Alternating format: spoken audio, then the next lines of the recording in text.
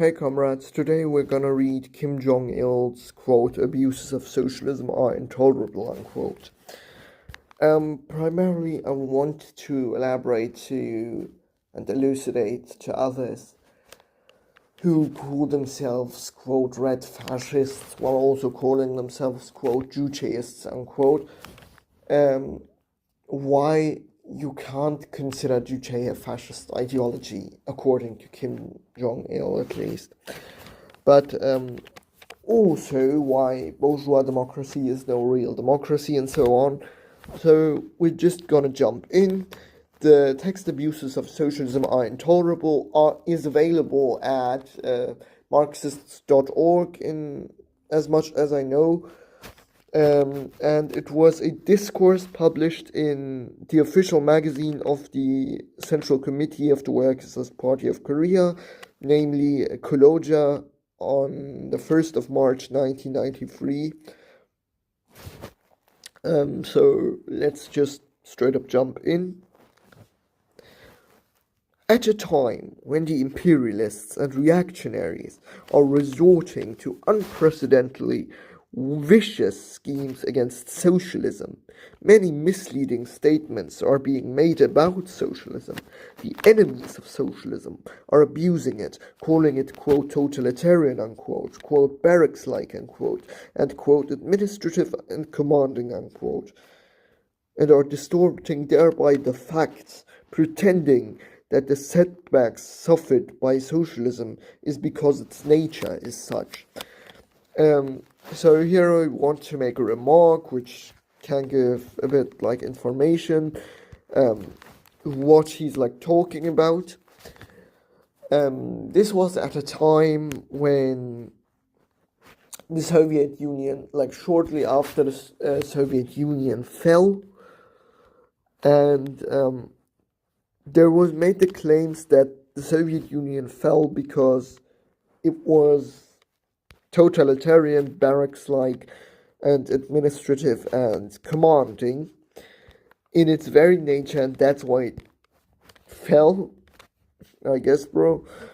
But they were thereby distorting the facts, pretending that the setbacks suffered by socialism hereby referring to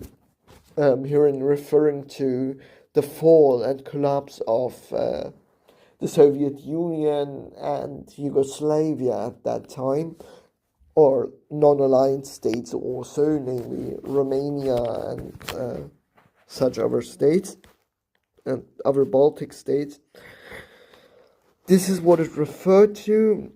The fall, the imperialists compared the fall of the socialist states at that time to a great setback, a great fall of socialism as such in its very nature, and that's what it's referring to. But now we shall continue. The claim that socialism is, quote, totalitarian, unquote, quote, barracks-like, unquote, and, quote, administrative and commanding, unquote, is not in essence different from the pernicious anti-socialist propaganda which the imperialists have conducted since the first appearance of socialism, i.e., in the Soviet Union, in the world. The imperialists have always said that socialism is an inhuman society in which there is no freedom or democracy. The terms, quote, totalitarian, unquote, barracks-like, unquote, and, quote, administrative and commanding, unquote, are a repetition of the imperialists' false propaganda against socialism that uses new words.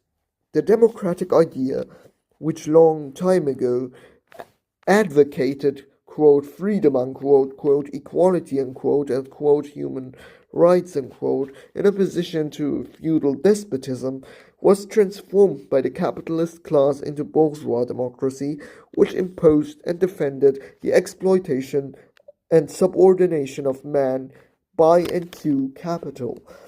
Now, this is somewhat a reference to what Lenin said, essentially, as Lenin said that freedom in a bourgeois democracy is as much freedom as the freedom propagated in the ancient Greek republics, namely freedom for the slave owners, freedom for the ruling class only, and absolute unfreedom for the slaves, the working class generally. So this is just a repetition of that quote, which I now paraphrased to the best of my abilities. This is essentially a reference to that quote in particular. Now we continue here. The imperialists made every possible effort to embellish bourgeois democracy, calling it, quote, liberal democracy, unquote. However, they could not conceal its falsity and reactionary nature intrinsically, nor could they remove from the minds of the popular masses their aspiration and longing for socialism, which would provide them with genuine freedom and genuine people's democracy. Nevertheless, the sophistry of its being, quote, totalitarian, unquote, quote, barracks-like, unquote, and, quote, administrative and commanding, unquote, a repetition of the imperialists' vicious forced propaganda against socialism, has in recent years caused ideological confusion among the people in many socialist countries. The class enemies have even led socialism to collapse by fanning this ideological confusion and misleading public opinion. The collapse of socialism in many countries was an outcome of the conspiracy and collusion by the imperialists and counter-revolutionary forces. Counter-revolutionary forces referring to people such as Brezhnev, Khrushchev, and Yeltsin, or also Trotsky prior to that, as Trotsky was a dogmato-revisionist, meaning that his strict dogmatism produced a revisionism in itself and thereby posed to be a counter-revolutionary force at the end.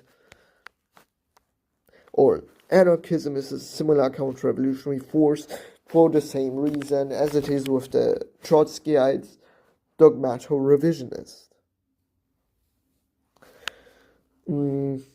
So, the collapse of socialism in many countries was, as we said, an outcome of the conspiracy and collision by the imperialists and counter-revolutionary forces, and a result of the ideological and cultural infiltration of imperialism and of the corrosive action of right opportunist ideas.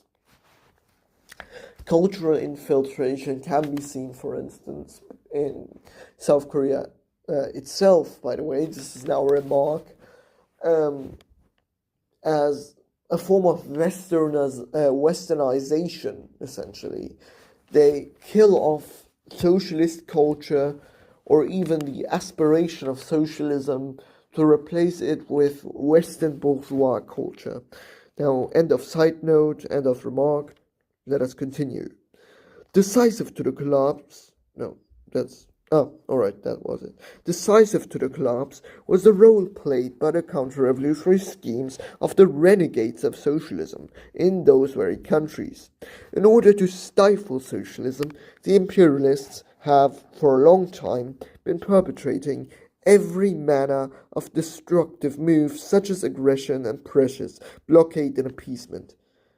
At the same time, they have used as their stooges the degenerates and traitors to the revolution and revolutionary construction who appeared in the upper strata of the communist and working class movement. Now, I want to do a quick remark here. Please listen to this. He referred to blockades, and this is a very important thing to me, so please listen. Cuba is currently starving. Please donate to Cuba. They are starving because of the inhuman blockades imposed upon Cuba through trade embargoes and so on by the Western imperialists. So I beg of you to donate whatever you can. Thank you for listening, and you can donate through various channels, so please do so if possible. Thank you.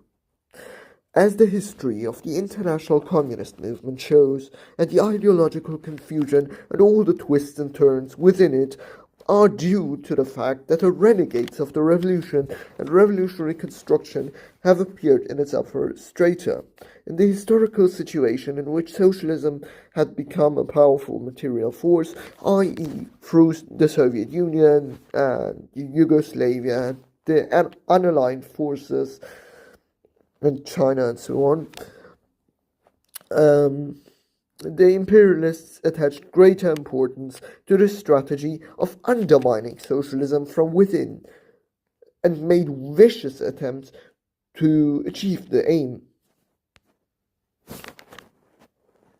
In accordance with this strategy employed by the imperialists, the abuses of socialism were taken to an unprecedented level, and, at the same time, the criticism of socialism as being totalitarian, barracks-like, and administrative and commanding came into being.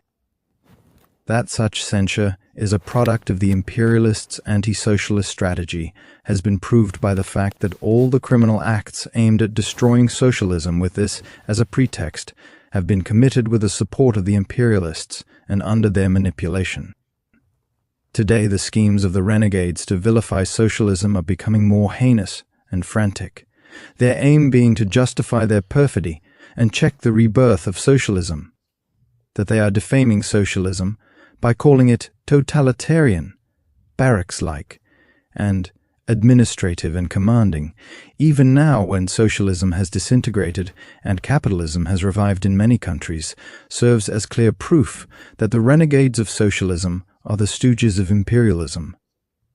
It is sophistry to call socialism totalitarian, barracks-like, and administrative and commanding. Totalitarianism served as the political idea of fascist dictators.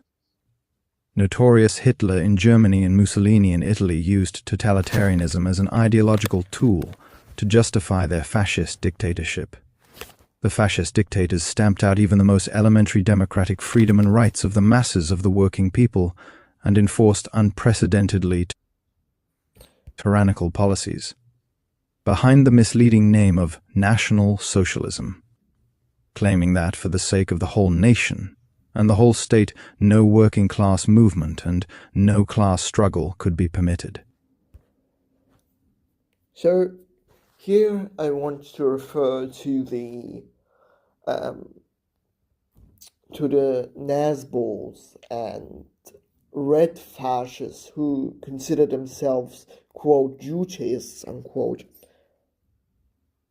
You can't refer to Juche as a fascist idea, a fascist ideology, a fascist system.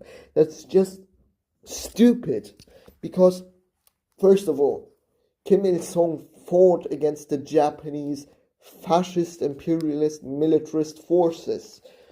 Second of all, he literally criticized, so Kim Jong-il and so on, and Kim Il-sung at his time, criticized Hitler, Mussolini, and totalitarianism and the fascist idea as a whole. The whole time, his whole existence was literally a criticism of fascism. Are you fucking stupid? Will you read Kim Il-sung and Kim Jong-il, please, before you consider yourself to be a Jucheist? You can't support Mussolini, Hitler, and Kim Il-sung and Kim Jong-il at the same time. They are diametrically opposed to each other. Juche is anti-fascist and anti-imperialist in its very nature. Let's continue. The reactionary nature of totalitarianism is that the interests of the working people are sacrificed for the sake of the rapacious interests of the reactionary ruling class under the pretense that the individual should be subordinated to the whole. What is meant by the whole in totalitarianism is not the whole of the popular masses, but a tiny handful of privileged circles, such as monopoly capitalists, major landowners, reactionary bureaucrats, and warlords. To those libertarians and so on saying that fascism is, actually socialist because it's collectivist, blah, blah, blah, it is in fact not collectivist. It just thinks that collectivist, or it propagates that collectivism is the rule of, well, the capitalist class. What it considers to be the collective is the capitalist class. What it considers to be the nation is a nation of the capitalist class. So no matter how you twist it and spin it, fascism is objectively a capitalist system. Corporatism is literally a system of class collaboration in the interests of the capitalist class. Calling socialism, under which the popular masses are the masters of everything, totalitarianism, is ultimately a preposterous lie which identifies the most progressive idea that reflects the demands of the popular masses with the reactionary idea of fascist rulers. Denouncing socialism as being barracks-like is also absurd. The social way of life is defined by ideology and varies according to the social system. Socialism is the most progressive of ideas that reflects the intrinsic demands of people, and the socialist system is the most advanced. Masses enjoy of systems under which the popular masses enjoy an independent and creative life to the full. It lagged a little bit, so I'm gonna repeat it.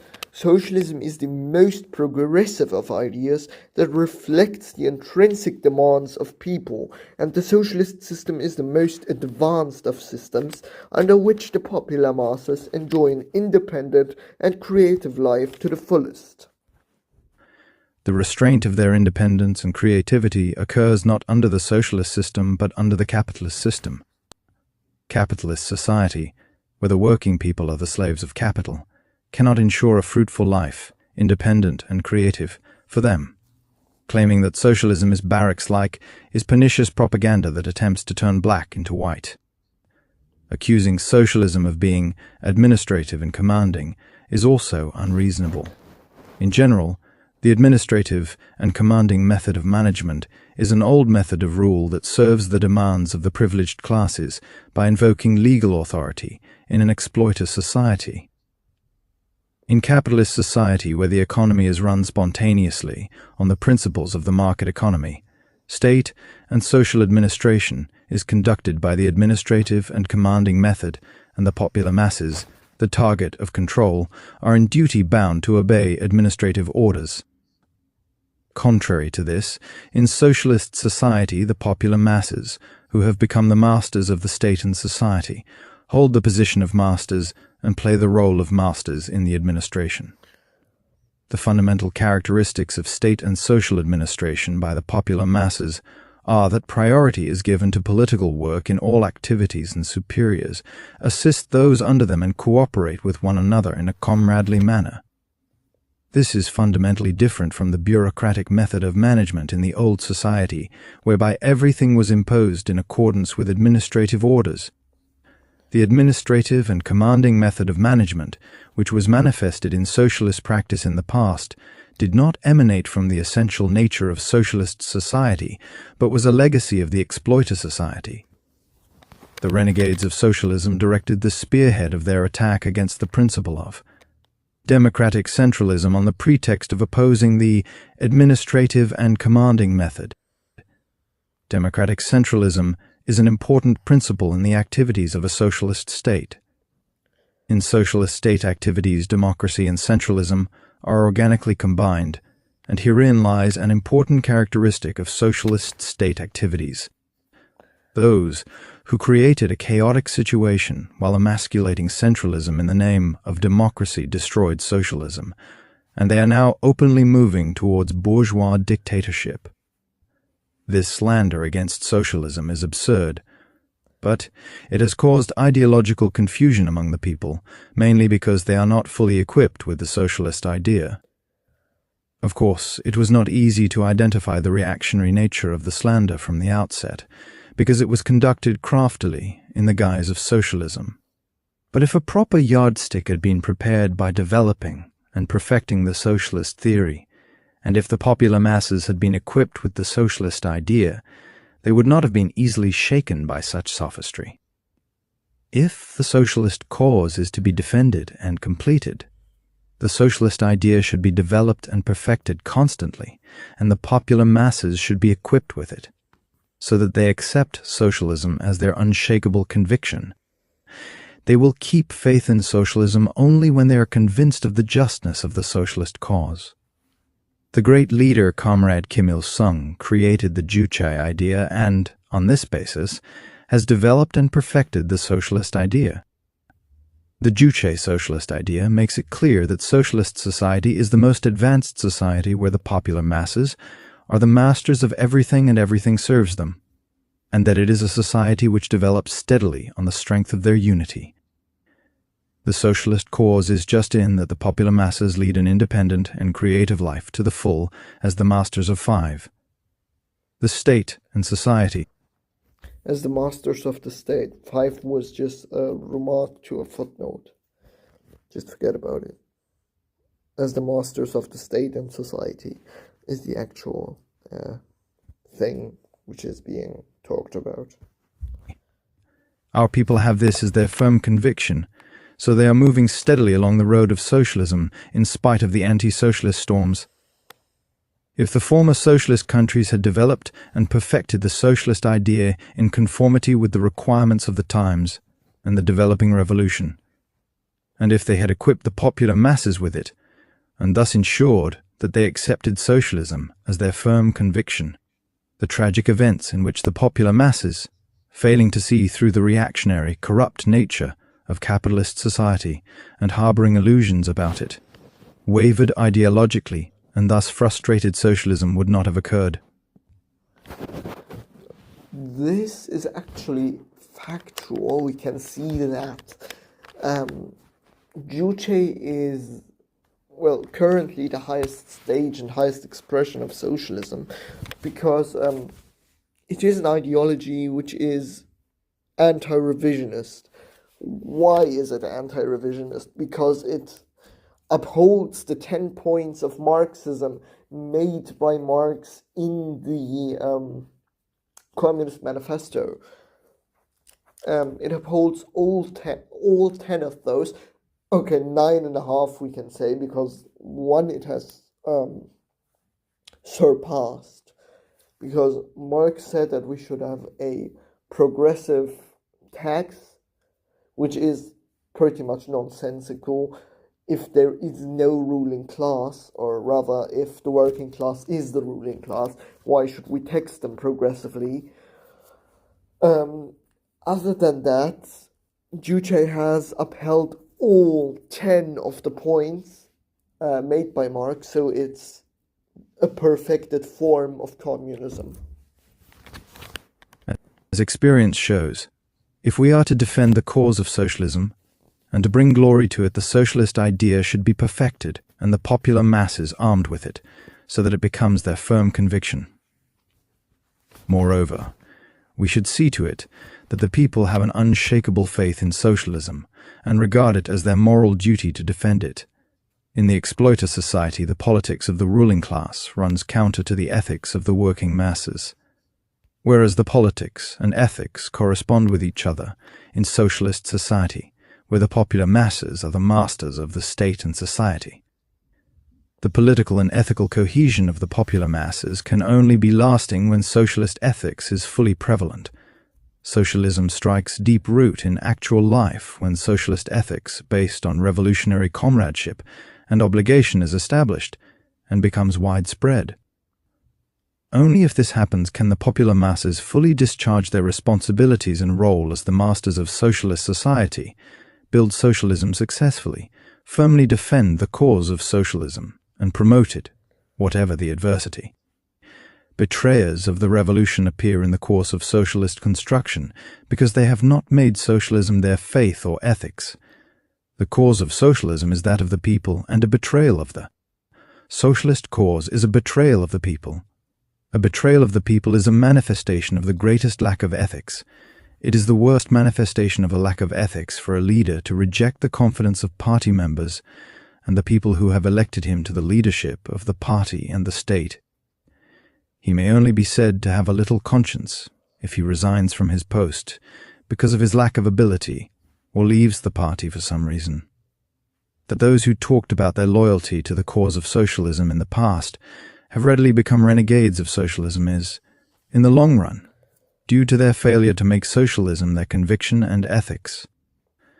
This shows that ideological transformation for all the members of society to make socialism their conviction and ethics is the most important of tasks and should be carried out as a matter of priority in defending and completing the cause of socialism. Ideological transformation should be conducted in close combination with the practical struggle to build socialism. The major aim of equipping the popular masses with the socialist idea is to build socialism successfully, so as to provide them with a more independent and creative life, by relying on the strength of the people who have been awakened in a revolutionary manner. Without socialist construction, it is difficult to conduct the work of equipping the popular masses with the socialist idea. It is only when people come to recognize the superiority of socialism through their own lives, by successfully building it, that they will accept it as vital to them. The party and state of the working class should concentrate their efforts on displaying the superiority of socialism to the full, by building it well. The essential superiority of socialism lies in the fact that the popular masses are the masters of everything. For the people to be the masters of everything, they must firstly become the masters of politics. Only then can they lead a full social life as befitting masters. Socialist politics is popular politics exercised by the people as its masters. In the society of exploiters, politics is, in essence, aimed at ensuring class domination by the exploiting class, and the masses of the working people are merely the objects of politics. In capitalist society, the life of the people is spontaneous and led by each individual to maintain his or her own existence. But in socialist society, the people themselves are the masters of politics and organize and conduct all aspects of social life in a uniform manner. Politics is exercised by certain political organizations. For people in a socialist society to exercise their rights and discharge their responsibilities as the masters of the state and society, they must have a political organization which represents their will and interests. The representative of the people's will and interest in socialist society is the party and government of the working class. In socialist society, the working class party is the supreme political organization, and the government is the most comprehensive political organization. The position and role of the popular masses as the masters of state and society in socialist society are guaranteed by the party and government of the working class. The political organization in a socialist society must conduct its political activities in a manner that suits its nature as the representative of the will and interests of the popular masses. Creating political methods which suit the nature of socialist society is a fundamental condition for realizing politics for the people.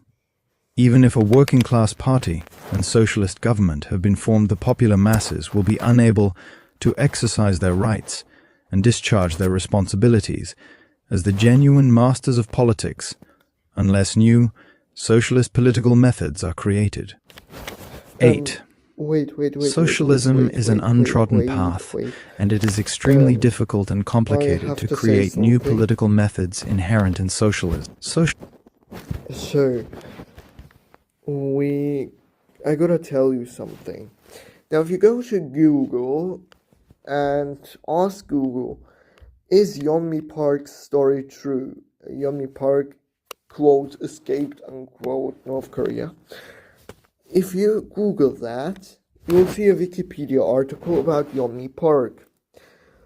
And it will tell you that, all the articles generally agreed that Yeonmi Park's stories about life in North Korea were unreliable.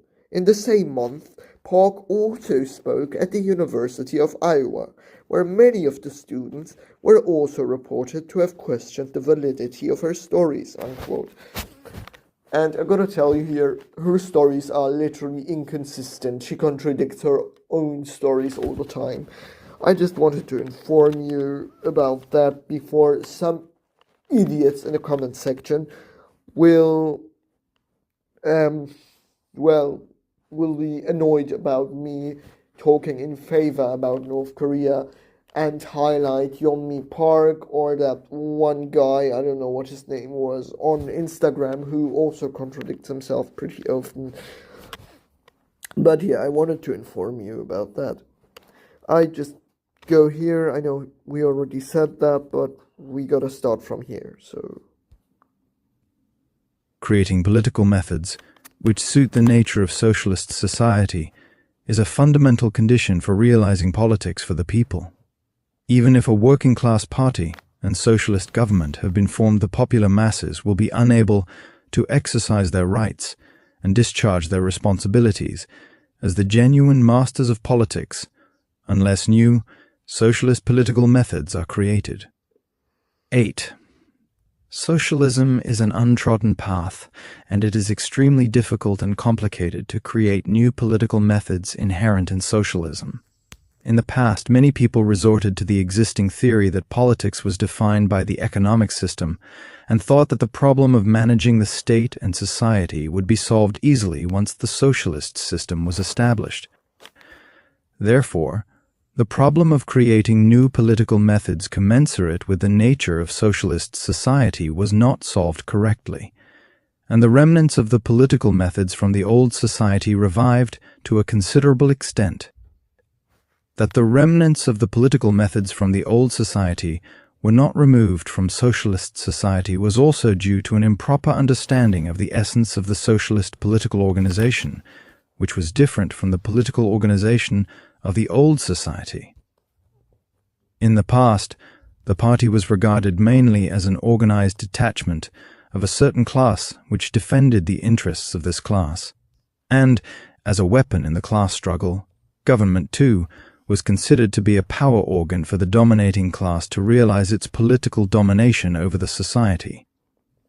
Therefore, in the building and activities of the party and government, the main attention was paid to enhancing their functions and role as a weapon in the class struggle and as the executor of power. The essence of the working class party and socialist government lies, above all, in that they serve the people.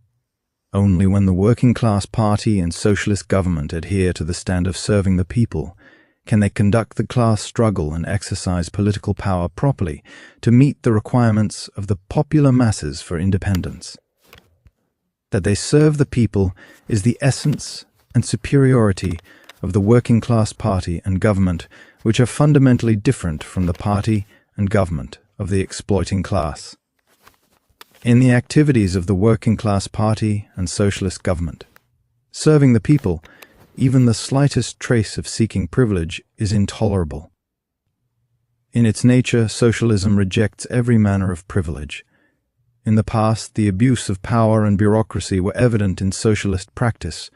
This was because the building of the party and government was not conducted properly as required by their mission as servants of the people. The abuse of power and bureaucracy are products of the anti-socialist idea and expressions of anti-socialist methods.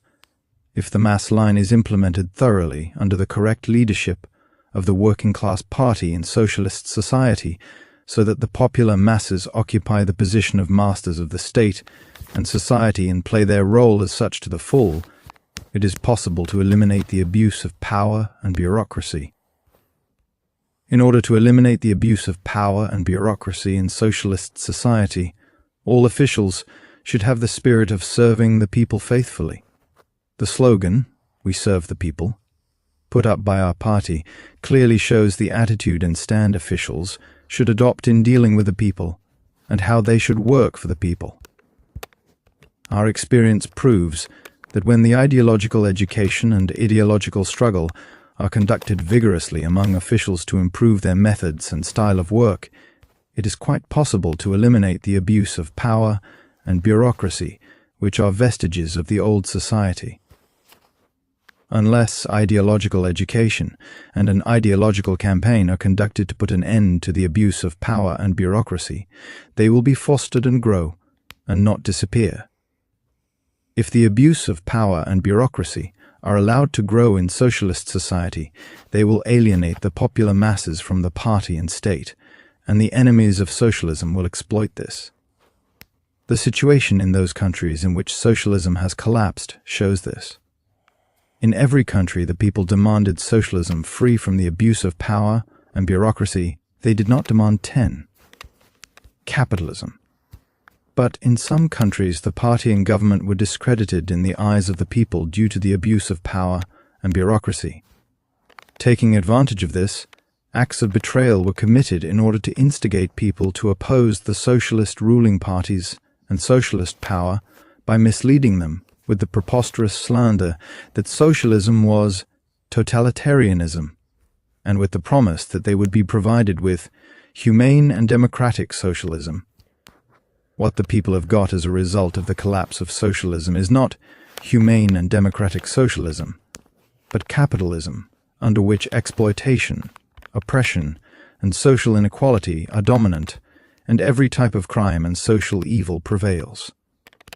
In those countries where socialism collapsed and capitalism was revived, the abuse of power and bureaucracy have not disappeared, but have become institutionalized and legitimized, and are now socially prevalent. An intrinsic superiority of socialism lies in the fact that under it everything serves the popular masses. That everything serves the people means that, in socialist society, all party and state activities are geared to providing the people with genuine freedom and rights, as well as with an affluent and cultured life. The enemies of socialism use the vicious slander that the independent and creative life, which the party and the state provide for the popular masses in a responsible manner, is a barracks-like life. Socialism provides the people with a rich and cultured life. The long-cherished desire of the people to live free from any worries can only be realized in a socialist society in which the party and the state take responsible care of the people's life. In a capitalist society, a carefree life for the working people is inconceivable. In this society, even those who are fairly well-to-do are always fearful of sudden bankruptcy, job loss, and poverty. Living a prosperous life in idleness without any thought for 11. Others cannot be regarded as a genuine human life. A worthwhile and happy life that conforms to the intrinsic requirements of the people is a creative life which they lead to transform the world. It is a sound and equitably prosperous life which is enjoyed by every person. It is only through such a life that people can feel pride in being the masters of the world and worthy as equal members of the society. A creative, sound, and equitable life which conforms with the intrinsic requirements of people can be fully put into effect only in socialist society, in which the party and the state are responsible for the life of the people. The most important aspect of people's lives is to realize the demand of their political integrity to unite and cooperate with one another amid the love and trust of the social community. People cannot lead a life worthy of human beings and develop their political integrity in capitalist society, in which the dignity and personality of the working people are trampled underfoot without scruple because of the privileges enjoyed by capital. It is only in socialist society in which every manner of privilege has been eliminated and genuine freedom and rights are guaranteed for them under the leadership and care of the party and the state that they can lead a life worthy of human beings that meets the demands of their political integrity. Socialism provides every condition for people to lead a stable life under a well-regulated social order. The socialist order of life is revolutionary order, which enables the popular masses to lead a peaceful life free from infringement. Under the protection of the party and the state, it is collectivist order, which is maintained by the people of their own free will. Destroying the socialist order of life is a criminal act, which makes the popular masses the victims of crime and social evil. Those countries where the socialist order of life has become chaotic are now in a state of 12. Anarchy. Their crime and social evil of every description are rampant, and swindlers and criminals of every type are working frantically, as if their day had come. The renegades of socialism are continuing to repeat such hackneyed expressions as barracks-like, the falsity of which has been clearly revealed. They are doing so in a foolish attempt to hide their treachery in making the working people the victims of unemployment, poverty, crime, and social evil. Another intrinsic superiority of socialism lies in the fact that the society continues to develop through the united strength of the popular masses. That society develops implies that the position and role of people in the world are enhanced, and this in turn means an increase in their independence, creativity, and consciousness, the attributes of human beings. In other words, it means that people's role is enhanced in conformity with a rise in their independent ideological consciousness and creative ability, and that social wealth increases and social relations improve in keeping with the enhancement of the people's role. Therefore, whether a society has the potential to develop depends on whether it enables people's independence, creativity, and consciousness to be displayed more fully. Independence and creativity for people are guaranteed by their consciousness. Therefore, it can be said that consciousness plays a decisive role in the activities of a human being. This means that ideological consciousness plays a decisive role in a human being's activity. Ideological consciousness reflects the requirements and interests of a human being and, as such, defines the goal and direction of his or her activities, as well as his or her will and fighting ability. Therefore, the basic factor giving impetus to social development is always 13. Ideological consciousness. The ideological consciousness which powerfully promotes social progress is independent ideological consciousness, and the ideological consciousness at the highest level of the development of people's independent consciousness is socialist ideology. It is beyond dispute that socialist society, which is developing through the high level of the revolutionary consciousness and creativity of the popular masses who are equipped with the socialist ideology, is the society with the greatest capacity for development. The establishment of the socialist system creates the social and economic conditions for all the members of the society to unite and cooperate on the basis of one ideology, however. Unity and cooperation among the people cannot be achieved spontaneously. In order to strengthen the unity and cohesion of the whole of society, education in socialist ideology must be improved among them. In the past, however, the remolding of people's ideological consciousness was neglected in socialist practice because of the failure to understand that the basic driving force for the development of a socialist society lies in unity and cooperation among the people based on a high degree of ideological consciousness. In particular, there were tendencies to raise people's enthusiasm for production by means of such economic levers as material incentives, seeking the driving force for the development of the socialist economy in adapting the production relations to the character of the forces of production. Of course, the lever of material incentives may be used in socialist society because it is transitional. But this lever must be used on the basis of giving priority to education in socialist ideology. In other words, the principle must be maintained of putting the main stress on political and moral incentives and properly combining material incentives with them.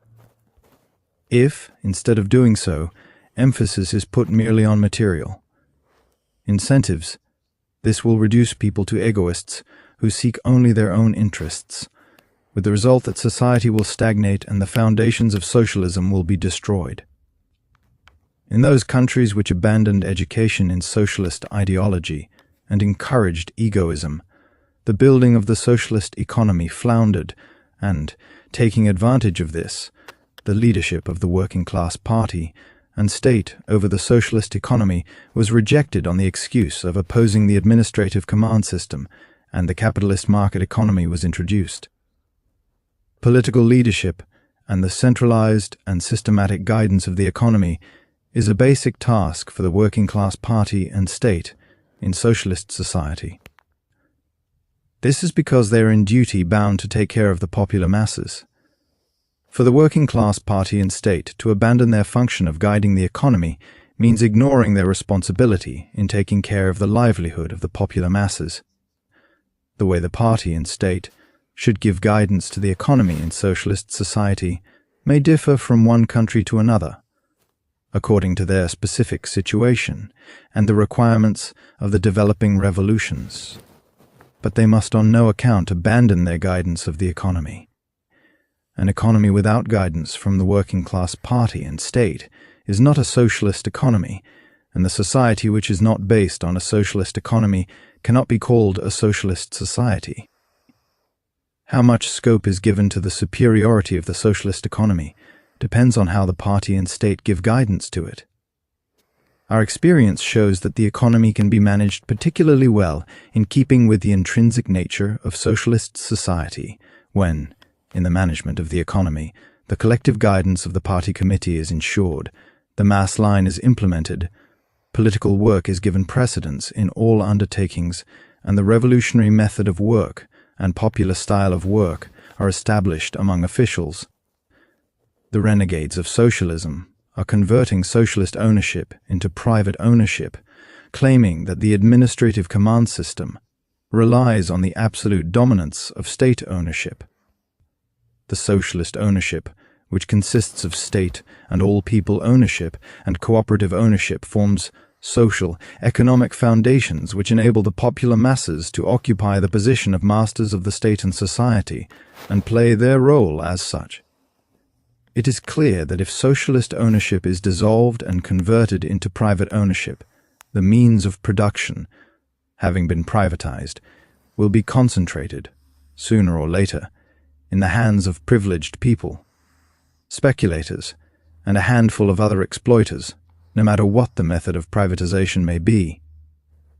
It is not long since privatization was carried out in those countries in which socialism had collapsed, but millionaires have already appeared, while the vast majority of the working people are suffering because of unemployment and poverty.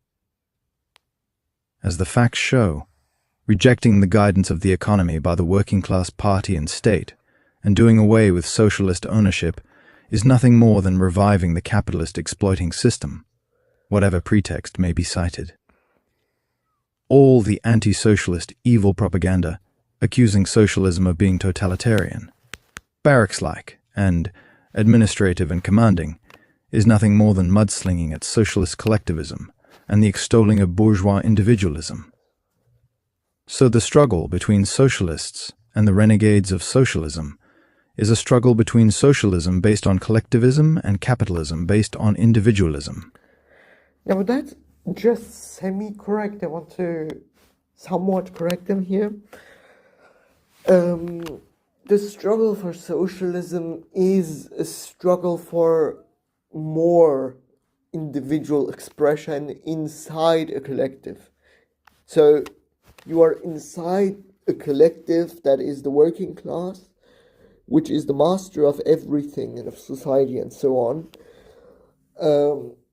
But your individual expression increases if compared to capitalism. Because if you slave away your soul in a capitalist system, you have no way of creative expression, of individual expression. Whereas in socialism, you are the master of everything and can express yourself freely better. So the struggle is between capitalist pseudo-individualism and real socialist collectivist individualism. It is a more holistic individualism, essentially. So that's just semi-correct. In order to counter the vilification by the renegades of socialism, and to defend the cause of socialism, we must embody the principle of collectivism thoroughly in all areas of social life. Collectivism is an essential quality of socialism and a source of this. Now, that is correct. That is correct. Collectivism is an essential quality of socialism, but not social collectivism. So, essentially, socialism is about political, economic, and ideological collectivism, not about fascist-style social collectivism, which essentially murders the social individualism. Latter's superiority and validity. Collectivism is, in short, the concept of valuing the interests of the collective more than one's own individual interests. In socialist society, where all the working people have been transformed into socialist working people, the whole society becomes one big family whose members are united with one another through their common interests. That refers to Kim Il-sung's concept of the proletarian national family. This was also prevalent in Ho Chi Minh's Vietnam, by the way. Collectivism in socialist society finds expression in a high regard for the interests of the state and society. Correct. Socialist collectivism does not set the interests of the state and society against those of individuals. It ensures that they coincide. Now that is a more accurate description than just the succumbing of the individual interests to the interests of an abstract collective, to the murdering of individualism. So the former was a somewhat wrong description, the latter is now more correct. Valuing the state and society in socialist society means, in the long run, valuing the popular masses, the masters of the state and society. Yes, now valuing the state means something else in the Juche socialist idea that means in the fascist idea. In the Juche socialist idea, the state is essentially the popular masses. The popular masses are the masters of the state, and as such they are the state, and as such the state is simultaneously merely an instrument of the popular masses. So valuing the state and subordinating oneself to the state merely means subordinating one's petty bourgeois interests to the interests of the whole of the popular masses, of the working class, in a word. The popular masses are a social community composed of the working people. Defending the interests of the popular masses means defending the interests of every working person, a constituent element of it. The basic requirement of socialist collectivism is for people to give prominence to the interests of the state and society and pursue their own interests within those of the state and society. Socialist collectivism is against the pursuance of only individual interests at the expense of those of the state and society, yet not against the interests of individuals. It is not socialist collectivism but bourgeois individualism that infringes upon the interests of individuals. The reactionary nature of bourgeois individualism is that it encroaches on the interests of all the working people for the sake of the interests of a handful of exploiters. It is bourgeois individualism that gives rise to conflicts and social evils in capitalist society. Collectivism, as an ideal of socialism, has developed continuously. The establishment of Marxism was of great significance in the development of the concept of collectivism. Marxism made clear that the emancipation of humanity could not be achieved by individuals, and that the exploitation and oppression of man by man could be eliminated, and genuine freedom and equality for people could be realized only through the united efforts of the working class. The great leader, Comrade Kim Il-sung, authored the Juche idea and, on this basis, has developed the socialist idea and brought it to perfection, thus developing the concept of collectivism at a higher level. The Juche idea contains the original concept that the makers of history who forged the destiny of humanity are the popular masses, not individuals, and that they should be combined into one socio-political organism in order to forge their destiny independently and creatively. An isolated individual cannot become the motive force of socio-historical progress, nor have socio-political integrity as a social being with independence, creativity, and consciousness. The parental organization of a person's socio-political integrity is the social community. It is only when an individual, as a member of the social community, joins his fate with that of the community, that he can have socio-political integrity which is different from the physical life and live and develop independently and creatively as the master of his own destiny. In a social collective, in which the people, the makers of history, are combined into one socio-political organism. The principle of comradely love and revolutionary obligation holds sway in the relations between individuals and between the collective and individuals, the principle of sharing life and death, and of devoted service to one another. The expression of the relations of comradely love and revolutionary obligation between the collective and individuals sharing life and death is socialist collectivism, which embodies the principle of one for all and all for one. Our socialist society based on the Jewish idea is the society in which socialist collectivism is most thoroughly embodied. Our party's collectivist idea was formed during the An-Japanese revolutionary struggle, organized and led by the great leader Comrade Kim, the second Sung. It reads Kim-il, the term il, because it can't differentiate between I and L for some reason, as Kim's second son. Don't even try. Don't even comment on that. In spite of the indescribably difficult circumstances, the Korean communists were united firmly in one socio-political organism around the revolutionary leader and established a pattern for close ties of kinship based on collectivism between the revolutionary ranks and the people.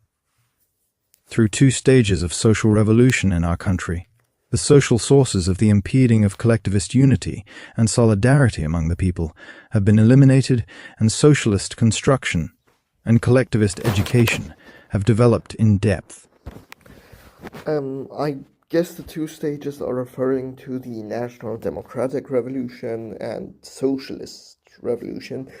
Somehow China is still stuck in the National Democratic, or rather in the New Democratic Revolution, while Korea has long transcended the stage. They've surpassed the stage. Because, well, Dong was a counter-revolutionary who wanted to expand, quote-unquote, the New Democratic Revolution as long as possible and bring back capitalism, while Kim Il-sung genuinely wanted socialism, so they finished the tasks of the National Democratic Revolution, they constructed a nation, and now they are pursuing socialism and are in the socialist revolution and revolutionary socialist construction. As a result, all the people form a socio-political organism firmly united behind the party and the leader, an independent motive force for the revolution and the collectivist way of life, based on comradely love and revolutionary obligation, has been brought into full play in all fields of social life.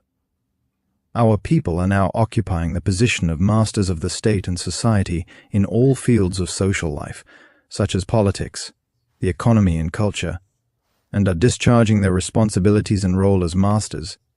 They are advancing dynamically to accomplish the revolutionary cause of Juche, united single-heartedly behind the party and the leader, sharing good times and bad with one another.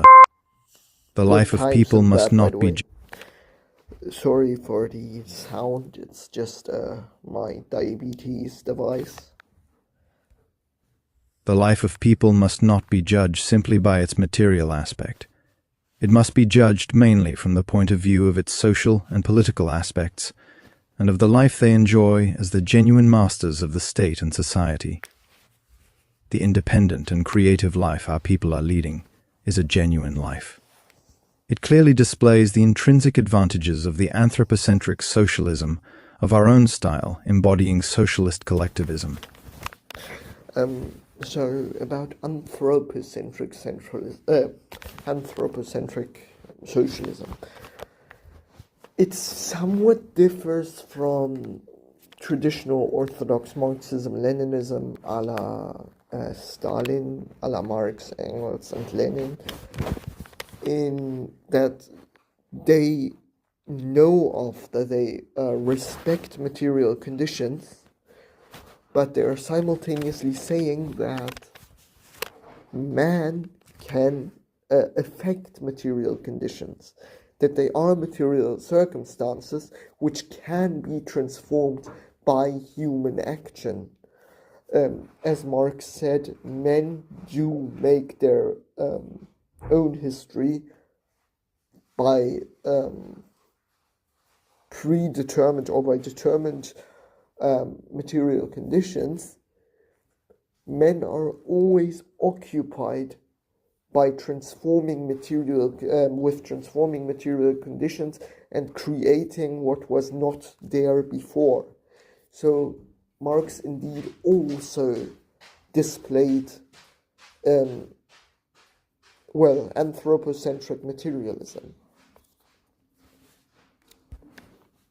In socialist society, the people are the masters of state power and of the 19.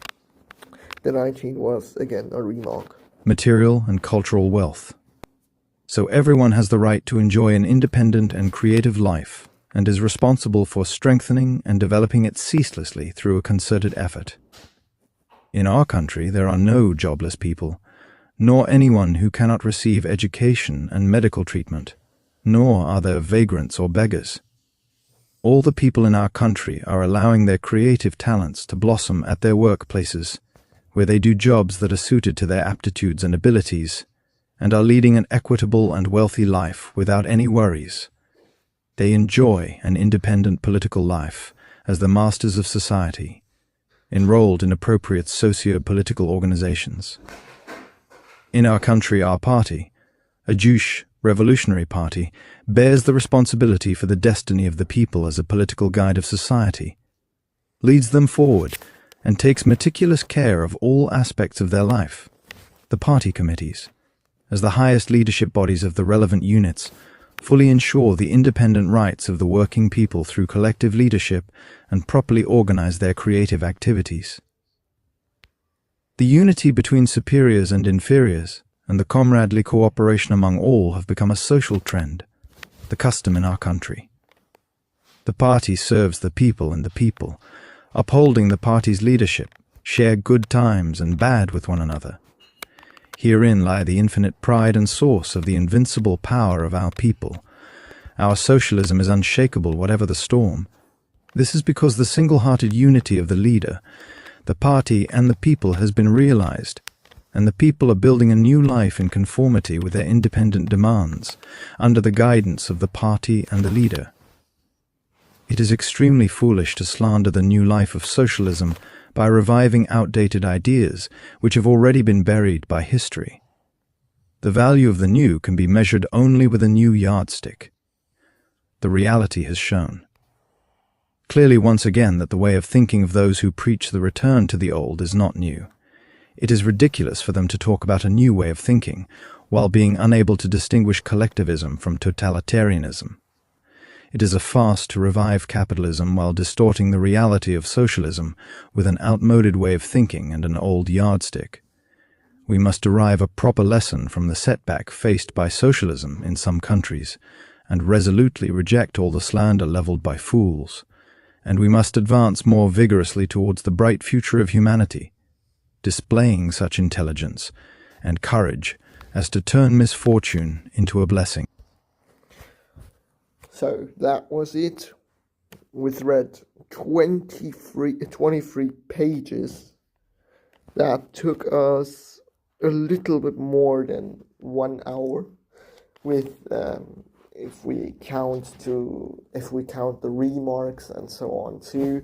I know I've made too many remarks, particularly in regards to Cuba and so on, but that's important to me, that if you're able to, that you donate to the people of Cuba through the respective channels, and if possible also that you donate to me and so on, because the things I use are in itself also costing money, and if you want me to continue my videos, I would be very happy if you donated some amount of money. I mean, it's not obligatory, but it would be very kind of you, and it doesn't even need to be so much. Even €1 would be sufficient to me. I would be grateful about even just €1, so that I can accumulate sufficient money to continue my videos with the premium apps I'm using and so on.